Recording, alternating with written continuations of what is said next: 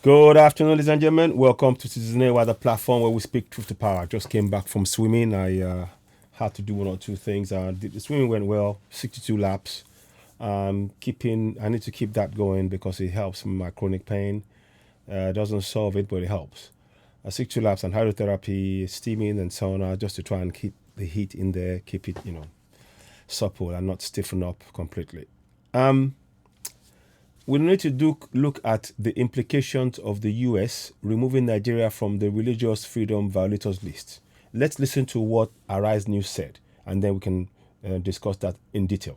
Here goes. For engaging in violation of religious freedom, in a statement issued on Wednesday, U.S. Secretary of State Anthony Blinken announced 10 countries of particular concern, including Russia, China, and Saudi Arabia, among others, for having engaged in or tolerated systematic and egregious violations of religious freedom. In December 2020, the U.S. had listed Nigeria among the countries blacklisted, a position Nigeria's Minister of Information and Culture, Lai Mohammed, described as a case of honest disagreement between the two nations on the causes of violence in Nigeria. Let's take some reactions. This is from African nationalists who wrote, "This would be a dent to the disunity groups who wants the UN to see Nigeria as a place where religious people are destroyed when it's the ethnic immigrants from the Sahel that are killing religious people, both Muslims and Christians." A Jonathan posed a question to US President Joe Biden and the United States Embassy in Nigeria asking, what is the criteria for removing Nigeria from the list when Christians are killed daily across Nigeria, especially in Kaduna? I think someone has been compromised. Tundu Abiola, do you agree with Jonathan's tweet or African nationalists? I'm not sure exactly where I stand on the issue, but I do have to say, when Nigeria was put on that list under President Trump, can you imagine? I almost forgot. How can you forget Trump? Mike Pompeo, Secretary of State at the time, put Nigeria on the list, talking about the prosecution of Christians, yes, but it was also interesting for me because Mike Pompeo is such a massive evangelical Christian. He was also appalled by the proscription of IMN, the Shiites, and there's also that Shiite massacre. So it really wasn't about a pro-Christian thing. It was also defending the rights of minority Muslims as well, which I thought was very important at the time, although I never wanted to see my country on such a disgusting list, and especially when the country like India was on a list. And they had Hindus attacking Muslims as well. So I was really quite sad for Nigeria. So obviously the patriot in me is glad that we're off the list, but the issues persist. Those issues, the IMN is still prescribed. We still have blasphemy laws in Nigeria. That's another United States crusade that they're launching all over the world to make sure every country expunges blasphemy laws. We have a situation where in Kano, you can have a governor saying he's going to think about whether or not someone should have their limbs hacked off for committing blasphemy in 2021. It is backward. So yes, I'm glad. Congratulations to Nigeria for getting off the list, but the issues persist and they need to be addressed. And it also reminds me of a story Mr. Ifeni just read to us now on the news headlines. I believe it was a Punch newspaper, that the U.S. is considering an arms embargo because of that report of the panel on the Lekki Tollgate massacre. And that would be a disaster. There was another story this week about an NGO accusing Nigeria of being one of those countries that has state-sponsored terrorism, which I actually don't believe if you look at the definition. But the fact that Nigeria has been mentioned in those conversations is really alarming to me. That's the question a lot of people are asking at this point. What was the criteria in the first place? Why were we on the list in the first place? What did they do? What research did they conduct to have put Nigeria on that list in the first place? If you would recall, Rufai, a lot of people have... I don't want to talk too much more about how we got on the list in the first place. So that's no point. There's no point. For me, that's a moot point. Interesting. I just wanted to just take you to the question of what the other guy said in there, that the killings going on in Kaduna and what you mentioned about that they're considering whether or not they'll consider to accept blasphemy law for taking someone's limb off for blasphemy against a religion. I mean, that alone is evidence of how wrong this decision is by the U.S. Let me bring a picture of Blinken if I can find it, because these are the guys that we need to get to rescind this thing. Let me just see if I can find that picture. I think I have it somewhere. Let's have a look. Let's have a look. Let me see. I'll bring it, and I want to just read through. I know I've done it before, but I want to do this in depth. I want to do this. I just feel that we have not really tackled it properly, and something in me is saying we need to really, you know. I particularly want to focus on what are the implications of that decision, and I may go live with it later on. Yeah. Let me see. Let me just see. 1 second, please. I'm just going to try and find it for you. Yeah, here we go. Now, I want you to listen to this. I'm going to redo it again because I think I've done it before, but I want to read it again.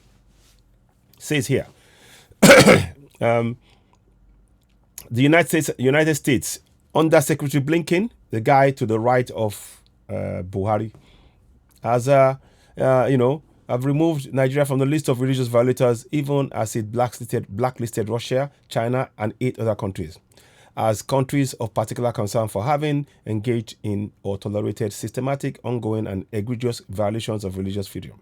U.S. Secretary of State Anthony Blinken made this known in a statement on Wednesday titled "Religious Freedoms Designations." While the U.S. had in 2020 placed Nigeria and 6 other countries on a special watch list of the states that had engaged in or tolerated severe violations of religious freedom, Nigeria was missing from the list of the countries designated in 2021 list for religious violations. Now, the next things, I'm not going to read the rest. It says now when they say this, when it's important to understand when they say this. First, they take us off the list of people that contraption is clearly violating the religious freedom of Christians and Muslims, particularly those who are non-Fulani. Very, very much so. And that's not in dispute. You cannot dispute that. Now, the question now it becomes, what are the optics that this gives in terms of the US in relation to how they view what is going on? They've put a blind eye towards this, in effect. Like, we're gonna pretend nothing is happening. We're gonna pretend everything is normal. You go on and go ahead and do what you need to do. They've given tacit support. They've given silent support for the genocide going on, and that makes it clear to us, those of us in the South, that we are on our own. We cannot depend on the US or the West. I've said that before. I'm stating again. Listen to this statement. The United States will not waver in its commitment to advocate for freedom of religion and belief for all and in every country. In far too many places around the world, we continue to see governments harass, arrest, threat, jail, and kill individuals simply for seeking to live their lives in accordance with their beliefs. This administration is committed to supporting every individual's right to freedom of religion or belief, including by confronting and combating violators and abusers of this human right. Now, I need to state at this point that this is clearly, they are completely not looking at what is really happening on ground. The reality on ground is what I need to put forward again. Let me just get you something. Oh man, 1 second, please. 1 second, please. Yeah. So, like we were saying, so Blinken is in East Africa and all these places. He's looking around, and there are pronouncements. He says here, they're just making statements which are very, shall we say, it's like a throwaway statement. They're not really interested in what happens to you as an African. They're not. They are prepared to look the other way. For them to drop, to drop us off the list, it shows they're prepared. They're just looking the other way. Let me show you something I was going to bring to you a few minutes ago. Let me try and get that to you now. I want to show you something. Yeah.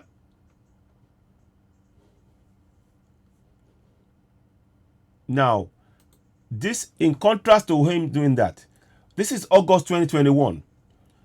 The president of the Evangelical Church winning has called for further and urgent action to stem killings of Irregular land in Plateau State. Dr. Stephen Babapanya issued a statement on 3rd of August calling for urgent action to stop genocide taking place in Irregular land in Plateau State, central Nigeria. At least 70 people were killed in the last fortnight and an unknown number injured in a series of armed onslaught by assailants of Fulani origin on farming communities in Plateau State and southern Kaduna. Now, the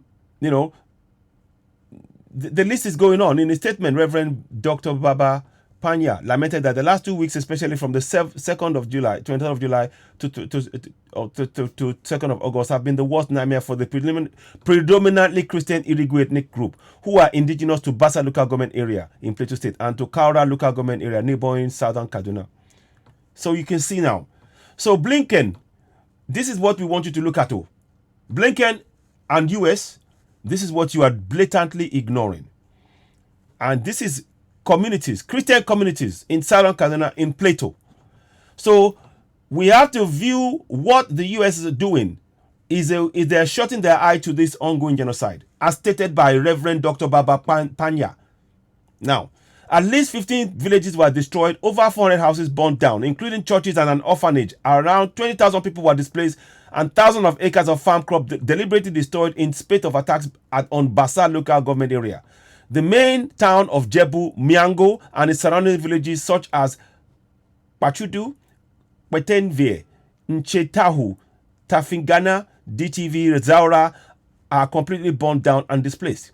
The assailants also attacked Ungwan, Magaji, Kishiko, Kigam, and Kikoba, Iregwe villages in Kaura local government area, southern Kaduna, where at least 40 people were killed. Over 100 homes were razed to the ground, and at least 68 farms were destroyed, according to the president of the Southern People's Union, Sokapu, Honorable Jonathan Asake. Now, here is a picture that the man may wish to look at. Here is a picture that we have there. See that picture there? That is destruction. Destroyed church in Borno State. This is in this year. This is not last year. We're talking this year, August. And there are more recent reports, which we're going to be digging out. But I'm just putting this before you as clear evidence. In August 2021, we have locations, we have people, we have dates, we have, how many villages, all of this.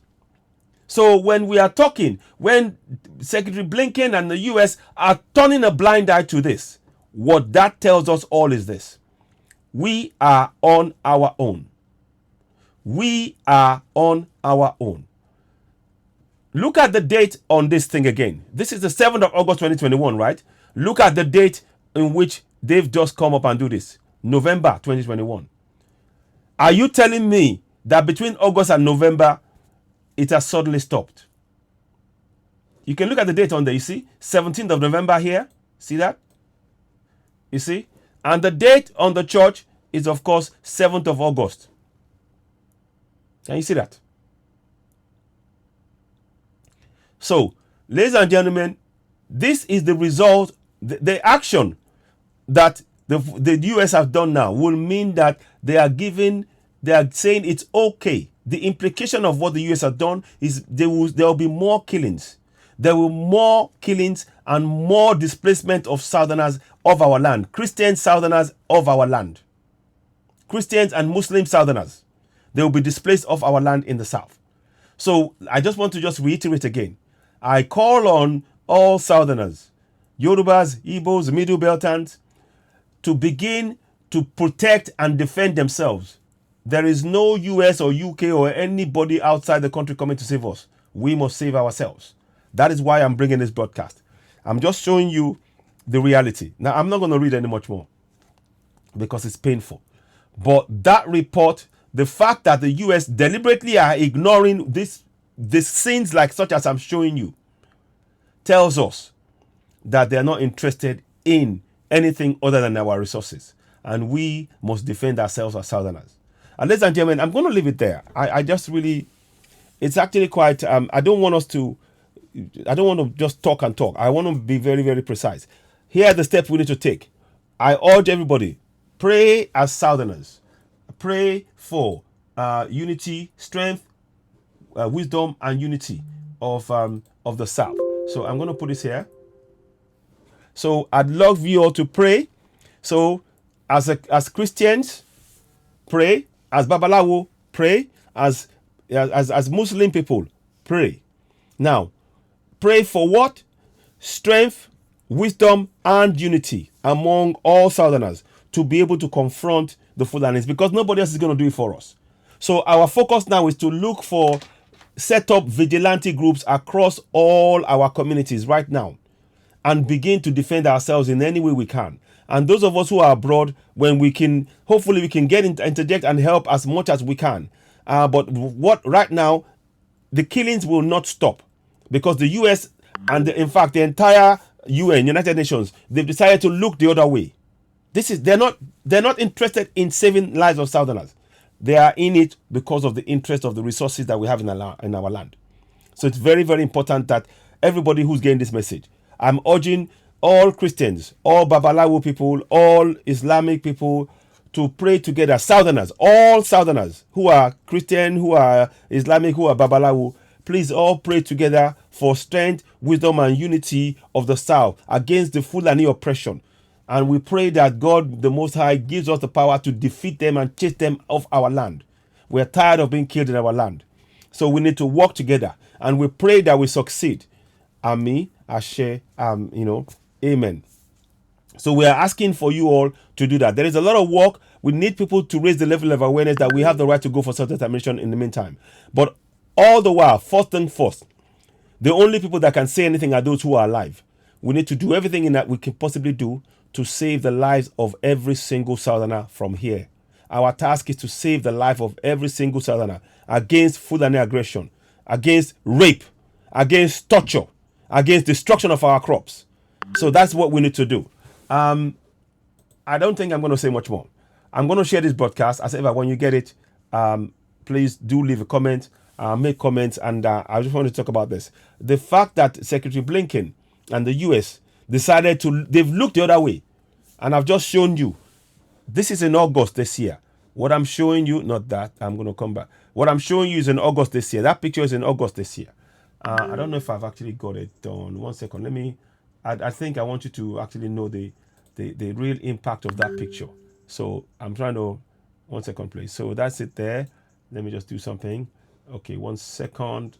Give me a minute, please. Give me 1 second. Give me 1 second.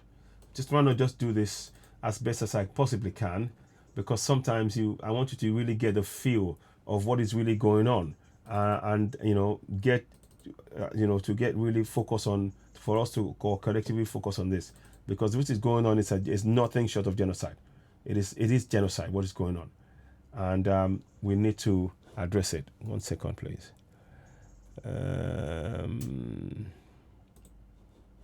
Okay, sorry about that. So here we go.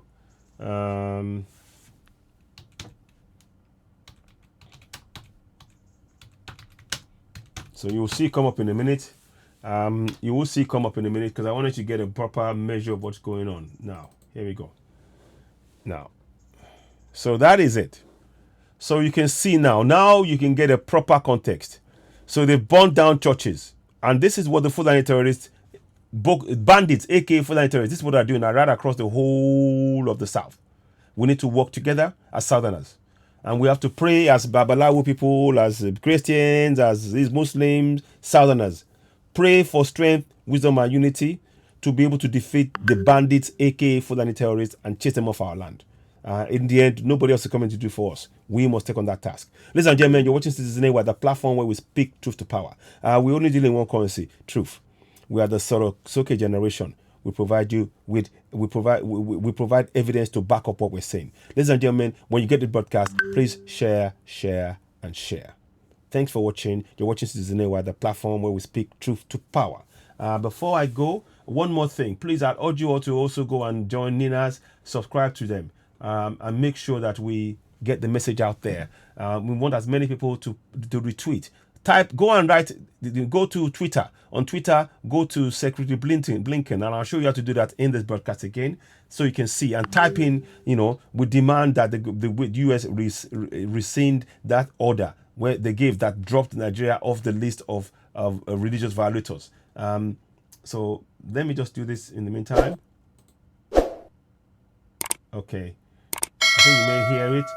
I'm not able to hear it. Okay. One more thing. I'll just quickly Give me a second, please. Okay. Okay, 1 second. We got that under control. I will sort that out, no doubt. In just a couple of clicks, it will be done. No, sorry. No. Give me a minute, please. Okay. Okay. Now let's try it again. You'll be able to hear it now. You should be able to hear it now. Sorry about that.